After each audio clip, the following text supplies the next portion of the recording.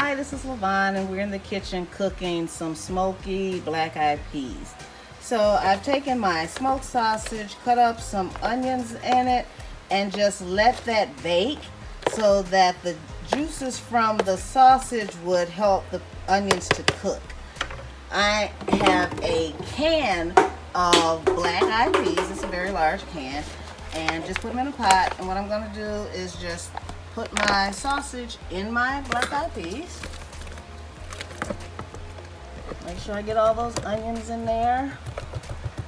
Onions have flavor, and more flavor. So now I'm going to add garlic powder,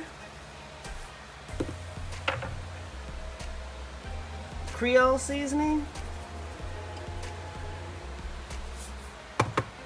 black pepper,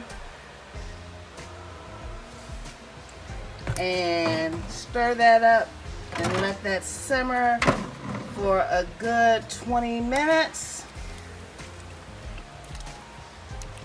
maybe a half hour. The sausage is already cooked and the beans are canned, so they don't have to cook that long. So I'll let it cook for about a half hour, and then we will have our smoky black-eyed peas.